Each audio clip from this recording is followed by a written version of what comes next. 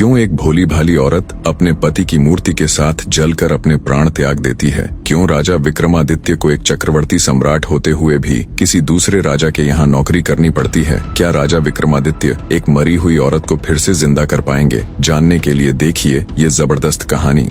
एक ब्राह्मण अपनी पत्नी के साथ उज्जैन नगर में रहता था। ब्राह्मण की पत्नी सुशीला बड़ी पतिव्रता स्त्री थी। ब्राह्मण कहने के लिए तो राजा के यहाँ नौकर था, परंतु राजा विक्रम ब्राह्मण से कोई कार्य नहीं करवाते थे। बस हर माह घर बैठे उस ब्राह्मण की तनख्वाह भेज दिया करते थे। ब्राह्मण को राजा की तनख्वाह खाते खाते जब काफी अरसा हो गया तो एक दिन वह अपनी पत्नी से बोला, भाग्यवान, राजा का धन खाते खाते काफी लंबा समय हो गया, किंतु राजा ने बदले में मुझसे कोई काम नहीं लिया। इस भार से मैं कैसे कर्ज मुक्त हो सकूंगा? अंततः पत्नी से विचार कर वह राजा के पास पहुंचा और बोला, राजन, आपकी रकम खाते खाते मुझे काफी समय हो गया, लेकिन आपने मुझसे कोई काम नहीं लिया। इस प्रकार मैं कैसे कर्ज मुक्त हो सकूंगा? मेरी इच्छा है कि आप मुझसे कोई काम लें ताकि मैं आपके ऋण से मुक्त हो जाऊं। ब्राह्मण की बात सुनकर राजा बोला, हे ब्राह्मण, मेरी प्रतिज्ञा है कि मैं किसी ब्राह्मण से काम नहीं लेता, पर फिर भी आपकी यही इच्छा है तो मेरे कहने से गंगा स्नान कराओ और एक कलश गंगा जल मेरे लिए भी लेते आना। यही है आपका कार्य। राजा के वचन सुनकर ब्राह्मण अत्यंत प्रसन्न होकर अपने घर आया और सारा हाल अपनी पत्नी से कह सुनाया। वह बोली, स्वामी, आप चले जाओगे तो मैं आपके पीछे अन्न जल कैसे ग्रहण करूंगी? मेरा तो यह नियम है कि बिना आपके दर्शन किए अन्न जल ग्रहण नहीं करती। ब्राह्मण बोला, मैं अपनी मूर्ति बनवाकर घर के अंदर स्थापित कर दूंगा, तू उसके दर्शन करके अपना गुजारा कर लेना। यह कहकर उसने अपनी मूर्ति बनवाई और घर में स्थापित करवा दी और आवश्यक सामान ले राजा के पास जाकर बोला, महाराज, अब मैं जा रहा हूँ, मुझे आज्ञा दीजिए और मेरे पीछे से कृपा करके मेरी पत्नी की खैर खबर लेते रहना। उसको अब मैं आपकी शरण में छोड़े जा रहा हूँ। ब्राह्मण के वचन सुनकर राजा विक्रमादित्य बोला, हे ब्राह्मण, आप किसी बात की चिंता न करें और निश्चित होकर जाएं। आश्वासन देकर राजा ने उसे मार्ग व्यय के लिए धन देकर विदा कर दिया। ब्राह्मण के गंगा स्नान पर जाने के बाद ब्राह्मणी हर रोज पहले उसकी मूर्ति को भोग लगाती और बाद में खुद खाती। एक दिन ब्राह्मण के पड़ोस में आग लग गई। वह आग इतनी तेजी से फैली कि देखते ही देखते ब्राह्मण ब्राह्मणी के घर तक आ पहुंची।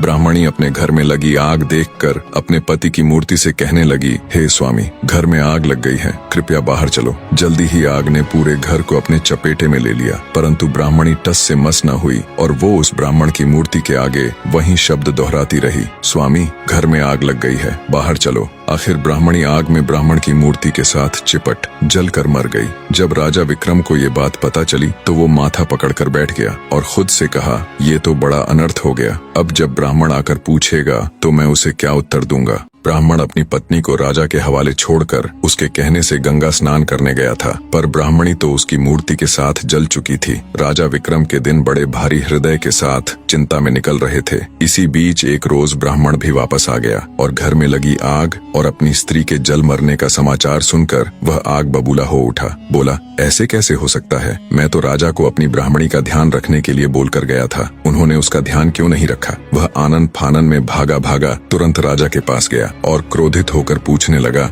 ऐ राजा, मेरी स्त्री कहाँ है? कहाँ है मेरी ब्राह्मणी? राजा विक्रम ने भरे हुए हृदय के साथ ब्राह्मण को सारा हाल कह सुनाया और बोला, हे ब्राह्मण देव, क्रोधित मत होइए, मैं किसी अन्य ब्राह्मण की योग्य कन्या से आपका पुनर्विवाह करा दूंगा। ये सुन गुस्से में ब्राह्मण बोला, हे राजा, जहाँ से भी हो मेरी वही स्त्री मुझे लाकर दो जिसने मेरी प्रतिमा के साथ जलकर अपने प्राण त्याग दिए, अन्यथा मैं यही आपके दरबार में अपना सिर पटक पटक कर अपनी जान दे दूंगा। और याद रखना राजा, तुम्हें एक नहीं बल्कि 2 निरपराध लोगों की हत्या का पाप लगेगा, तुम्हें एक ब्राह्मण का श्राप लगेगा। राजा ने लाचार होकर कहा, शांत हो जाइए ब्राह्मण देव, तनिक मेरी बात सुनिए और जो मैं कह रहा हूँ वैसा करिए। अपनी स्त्री के अस्थि अवशेष संचय कर उन्हें रख लीजिए और मुझे 1 माह का समय दीजिए, मैं तुम्हारी स्त्री को जीवित करने की कोई युक्ति करता हूँ। ये सुन ब्राह्मण कुछ शांत हुआ और जैसा राजा ने कहा था वैसा ही किया। राजा विक्रम अपना राजकाज अपने मंत्रियों को सौंपकर सादे बाणे में अमृत की तलाश में चल पड़ा। चलते चलते कई दिनों के बाद वो एक गांव में पहुंचा।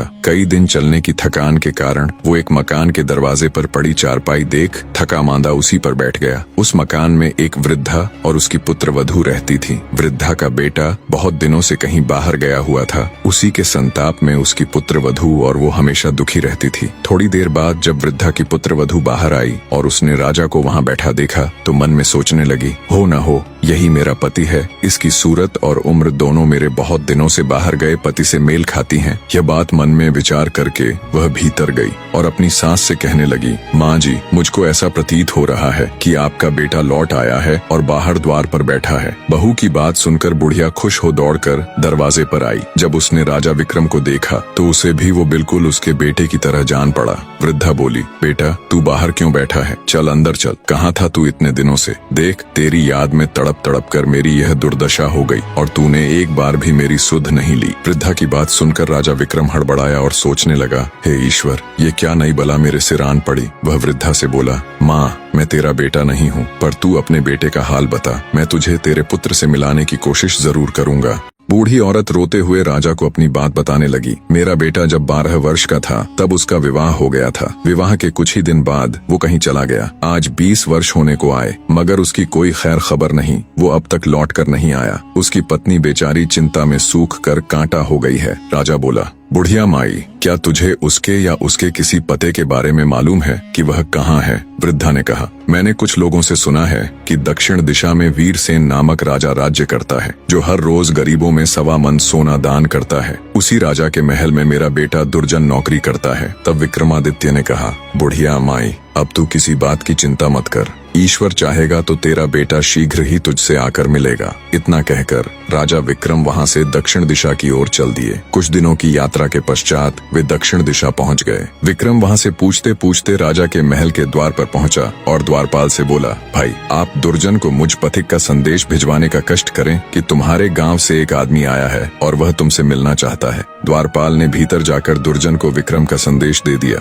जिसे सुनकर वह द्वार पर आया और विक्रम को अपने गांव का निवासी समझकर उसे अपने डेरे पर ले गया। विक्रमादित्य ने कहा, भाई, तुमको ऐसा नहीं करना चाहिए था। जब से तुम आए हो तब से घर की सूरत तक नहीं देखी। तुम्हारे घर तुम्हारी माता और पत्नी रो रो कर दिन बिताती हैं। तुम्हारे लिए उचित यही है कि जैसे भी बने शीघ्र ही उनकी सुध लो। दुर्जन बोला, भाई, मैं क्या करूं? विवश हूं। न तो महाराज मुझे छुट्टी देते हैं, न इस्तीफा लेते हैं। फिर भला मैं किस प्रकार जा सकता हूं? विक्रम बोला, इसकी तुम चिंता न करो, तुम्हारे बदले में मैं नौकरी कर लूंगा। अब दुर्जन ने राजा से कहा, महाराज, मेरा भाई गांव से आया है। वह मेरे बदले आपके यहाँ नौकरी करेगा। आप कृपा कर मुझे कुछ दिनों के लिए छुट्टी दे दें, क्योंकि मेरी माँ व पत्नी मेरे लिए बहुत व्याकुल हैं। राजा वीरसेन बोला, अच्छा, अपने भाई को नौकरी पर छोड़कर तुम 1 महीने के लिए अपने घर हो आओ। यह सुनकर दुर्जन ने विक्रम को नौकरी पर छोड़ा और स्वयं राजा से विदा लेकर अपने घर को चल दिया और विक्रम उसके बदले नौकरी करने लगा। खुद एक राजा होते हुए भी बड़े हृदय वाले राजा विक्रमादित्य दूसरों के दुख दूर करने के लिए राजा वीरसेन के यहाँ नौकरी करने लगे। राजा वीरसेन का नियम था कि हर रोज वो आधी रात को शहर से बाहर एक देवी के मंदिर में जाता। देवी उसे पकड़कर तेल के खौलते कड़ाह में डाल देती। जब राजा उसमें भुन जाता तब वह उसे निकाल कर खा जाती। तत्पश्चात उसकी हड्डियों को इकट्ठा करती, फिर उन पर अमृत छिड़क देती। इस प्रकार राजा पुनः जीवित हो जाता। बाद में देवी अक्षय झांझर हिलाकर 1.25 मन सोना राजा को देती, जिसे लेकर राजा वीरसेन चुपचाप महल लौट आता और प्रातःकाल वही सोना ब्राह्मणों को दान कर देता। एक दिन राजा विक्रम ने अपने मन में विचार किया कि राजा के पास इतना सोना कहाँ से आता है और हर रोज आधी रात को वो कहाँ जाता है। इसका भेद अवश्य जानना चाहिए। दूसरे दिन आधी रात के समय जब वीरसेन ने देवी के मंदिर के लिए प्रस्थान किया तो राजा विक्रम भी उसके पीछे पीछे चल पड़ा। मंदिर में एक तरफ छिपकर उसने